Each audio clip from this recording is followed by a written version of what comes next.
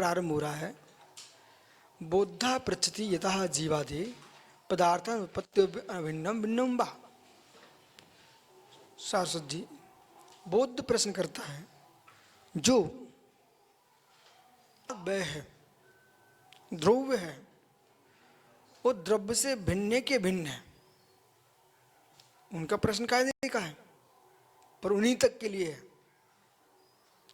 उत्पाद है वो द्रव्य से भिन्न के भिन्न, वह है द्रव्य से भिन्न के भिन्न, ध्रुव है द्रव्य से भिन्न के भिन्न। आप जैन हो ना, पहले प्रश्न बोध कर रहा प्रश्न। अब ऐसे नहीं मानता, आपको फंसाने के लिए बोल रहे हैं। यदि आप भिन्न मानते हो, भिन्न मानते हो या भिन्न मानते हो, आप भिन्न, प्रश्न आपसे बोध कर रहा है, आप प्रश्न नहीं कर रहे हो। उन्होंने प्रश्न किया आपसे, आप उत्पाद में ध्रुव्य इन तीनों को द्रव्य से भिन्न मानते कि भिन्न मानते हो? भिन्न नहीं मानते हो तो द्रव्य कैसा? और आपका कहना कि उत्पाद है ध्रुवत्तम सत सद्रव लक्षणम, उत्पाद है ध्रुव से युक्त, उसका नाम सत्य है। वो भिन्न हो गया तो युक्त कैसे रहा? बोलो भाई। वो अभिन्नी हो गया तो द्रव्य की उत्पत्ति, पर्याय की उत्पत्ति एक ही है। अब सुनो सासु जी, एक बहुत बड़े प्रश्न का उत्तर हो गया है, बहुत बड़े प्रश्न का उत्तर। वो तो अपन बाद में मिलने के बुद्धि से, कि जो एक द्रव्य में भिन्न भिन्न गुणों का उत्पाद वे बना रहे हैं, उनको समझ में आना चाहिए कि कहीं आप अपने प्रश्न से सुगत की सिद्धि में तो नहीं लग गए। इसलिए उत्पाद ध्रुवोक्तम सत सद्रव लक्षणम, ये व्याख्या करते समय इतना ध्यान रखना पड़ेगा। जो उत्पाद में ध्रुव चल रहा है, तो आपने कहा सत्य का अलग उत्पाद, ज्ञान का अलग उत्पाद है, दर्शन का अलग उत्पाद है। ये जो कथन आप कर रहे हो सुनने में मधुर लग रहा है, क्या वास्तव में? जैसा इस पेंसिल को देखिए, इसको अखंडता को देखिए, यहां पर उत्पाद भिन्न चल रहा है, यहां पर भिन्न चल रहा है, यहां पर भिन्न चल रहा है।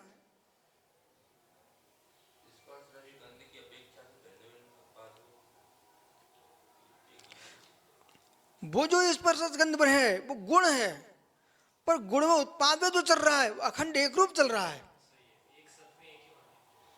एक सत में जो एक सत है ना, अब आपको रंग दिखाई नहीं दे रहा है, वो आपके चक्षु का विषय है, क्योंकि आप सभी रंगों को देख पाए, ये तुम्हारे चक्षु का क्षोभ इतना नहीं है। लेकिन जो पुद्गल है, इसको पुद्गल को देखिए आप, तो स्पर्श रस गंध वर्ण, तो इस पर रस गंध वर्णात्मक पुद्गल होता है, ठीक है ना। इस पुद्गल में जहां रस में प्रमाण होगा वहां गंध में भी होगा, जहां गंध में प्रमाण होगा वहां रस में भी होगा, स्पर्श में भी होगा और वर्ण में भी होगा। अलग अलग नहीं हुए। पहले सुनिए, अभी बोलो मत। शुद्ध पुद्गल में भी नहीं होगा।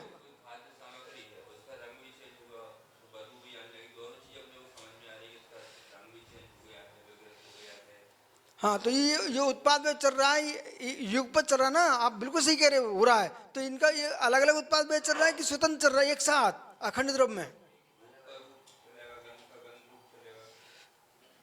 हाँ, कह लो कोई टेंशन नहीं है, बोलते जाओ बोलते जाओ। अच्छा बताइए, इनमें से पुद्गल कौन सा है? स्पर्श पुद्गल की, रस पुद्गल की, गंध की, वर्ण? यदि ऐसा कथन कर रहे हैं सुब्रत सागर जी, सुनो, यदि ऐसा कथन कर रहे हैं सुब्रत सागर जी, तो आप जाइए सर्वासिद्धि ग्रंथ के पास। किसी ने जल में गंध और रस माना, किसी ने 2 माने, किसी ने 3 माने, किसी ने 1 माना है। समझ रहे कि नहीं? बोलिए, कहां से बोल रहा हूं? सर्वासिद्धि से। परंतु जैनाचार्यों ने क्या कहा? जहां स्पर्श होगा वहां नियम से गंध वर्ण रस होगा, नियम से। इसलिए आपके ज्ञान का विषय नहीं बन पा रहा, वो विषय अलग है, लेकिन जो उत्पादय होगा वो एक एक गुण का उत्पादय बनाओगे तो ध्यान रखना आपका द्रव्य का द्रव्य 30 नहीं होगा। अब बोलिए महात्मा जी, ठहरो, बोलिए।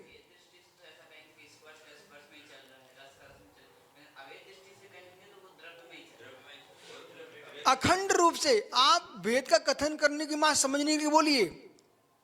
ज्ञान दर्शन जो भिन्नत्व कहा गया है ये मां संज्ञा लक्षण प्रयोजन से बोलिए, लेकिन वास्तव में ज्ञान दर्शन अखंड एक आत्मा ही है। इसी प्रकार से ईश्वर सरस गंध वर्ण जो भेद की बात कर रहे हो वो जानने के लिए समझिए, प्रयोजन से समझिए, लेकिन वास्तव में ऐसा नहीं है कि उत्पाद में इनके अलग अलग चल रहे हैं, एक अखंड द्रव में ही चल रहा है।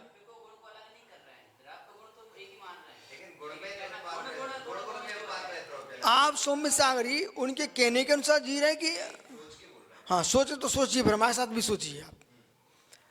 अखंड एक द्रव्य है, वो अखंड एक द्रव्य में तुम समझने के लिए समझते जाओगे, बोले रस का, गंध का, वर्ण का, स्पर्श का, पर वास्तव में चतुर्धर्मी है पुद्गल, और पुद्गल में अखंड परिवर्तन चल रहा है। वो आपका अखंड परिवर्तन ही आपको भेद रूप में दिखा रहा है, पर वो एक एक का उत्पाद व्यय चलता ही नहीं है। अब बोलिए कुछ, आप सुनिए, अभी उदाहरण देने की जरूरत नहीं है, दृष्टांत जो है ना कभी कई विषय से विषयांतर कर देते हैं। आप तो भी हाँ नाम उत्तर दो। मैं ये कह रहा हूं अखंड द्रव्य में प्रबंध चल रहा है, अखंड द्रव्य के प्रबंध से ही शेष का प्रबंध ज्ञात होता है। इस शब्द में क्या भूले? एक मिनट बोलिए, बोलो बोलो। एक साथ ही हो रहा है, और खंड खंड करेंगे तब भी अलग अलग वाले। पहले सुनिए, आप सुनिए कैसे, ठहरिए ठहरिए, आप टेंशन मत लो, पीछे जज है। 1 2 3 4, देखो इसमें कितने बल्ब लगे हुए हैं, 4, ठीक है। अब इसमें तुम पन्नी लगा दो, अलग अलग प्रकाश अलग अलग दिखेगा, तुम प्रमाण अलग अलग बोलोगे, तुम्हें बोलने से बोल दिए पन्नी के द्वारा हो रहा है, लेकिन जो लाइट जो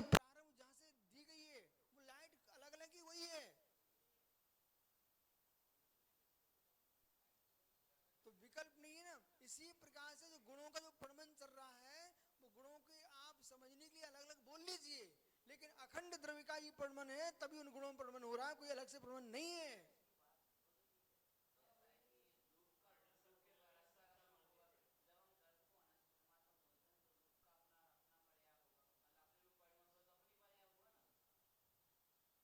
जो रूप है ना वो अपना रूप ही नहीं है। सुनो भैया, इनकी बातों में आमंत्रण तुरंत, रूप जो है ना अपना रूप ही नहीं है, रूप अपना रूप ही नहीं है। ओ द्रव्याश्रय भैया, भैया तुम टेंशन नहीं लेना, हम तो बैठे हैं, जब तक हम जी रहे तब तक बात मान नहीं लेना। द्रव्याश्रय निर्गुणा गुणा, जो द्रव्य के आश्रित होता है निर्गुणी होता है, उसका नाम गुण होता है। यदि आप पर्याय को गुण कहते हो और पर्याय विकार को, गुण के विकार को पर्याय कहते हो, तो आपको ये भी सूत्र का ध्यान रखना पड़ेगा, गुण का कोई गुण नहीं होता बेटा, गुण का कोई गुण नहीं होता है। इसलिए जो रूप है ना वो रूप पुद्गल का एक गुण है, न कि रूप अपने आप में स्वतंत्र वस्तु है। जो रस है ना वो अपने आप में स्वयं रस नहीं है, वो पुद्गल का धर्म है। गंध है ना स्वतंत्र कोई वस्तु नहीं है, पुद्गल का धर्म है, गुण है।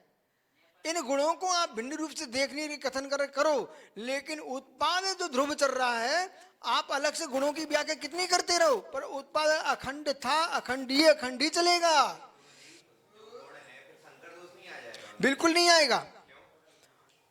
अब सुनो, ये तो उत्तर सरस्वती दे देंगे, हमसे क्यों पूछ रहे हो? बोलो महात्मा जी, शंकर दोष आ जाएगा जो ये कथन कर रहे हैं? कभी नहीं आएगा। बोले क्यों? एक गुण का दूसरे गुण में स्यात् अत्यंत अभाव है, नहीं वो अखंडता दिखाने के लिए हम साथ लगा के रखा है। सुनने की नहीं, क्या बोले, क्यों हो गई वो जो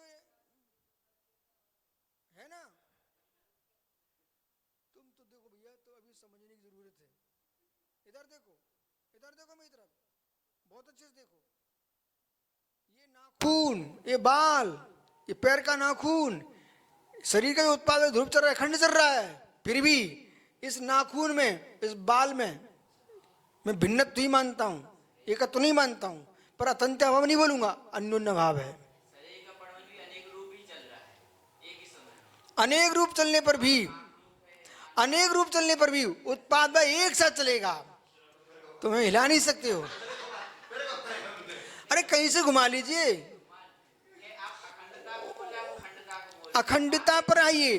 जैसा जैसा सुनिए, सभा में जाने का समय हो रहा है, महात्मा जी सुनिए, ये ग्रस्त भी है। सुनो भाई, अब मैं बीभत्स दृष्टांत दे रहा हूं और हमारी तरफ से नहीं है, पंचाशिका ग्रंथ की तरफ से बोल रहा हूं। तो पंचाशिका द्रव्य से बोल रहा हूं, बाकी जज साहब, जज के नाते आप मेरे दृष्टांत को सुनिए। आप एक स्पर्श इंद्रिय का भोग भोगते हो, अपने बेटे को जन्म देने के लिए आपने अपनी सासू की बेटी का सुख भोगा। वो जो सुख भोग रहे थे शरीर का एक अंग था जिससे तुमने सुख भोगा है, लेकिन मित्र रोमांच कहां पर हुआ है? बहुत बढ़िया। जैसे एक पुरुष एक स्त्री का सुख भोगता है स्पर्श इंद्रिय से, पर रोमांच सर्वांग होता है, ऐसे ही उत्पाद में जो होता है वो संपूर्ण द्रव्य का अखंड होता है, भले एक एक अंग गुण की आप व्याख्या कर लीजिए। आकाशवत, आकाश द्रव्य के समान, आकाश द्रव्य लोकाकाश अलोकाकाश का भेद, छह द्रव्यों के भेद से भेद है, पर अखंड आकाश एक ही है। वास्तव में व्याख्यान कर लीजिए, ऐसा आपने बोला तो मतलब स्थिति वास्तव में वैसी है, तभी तो व्याख्यान समझना। परंतु भेद क्यों है?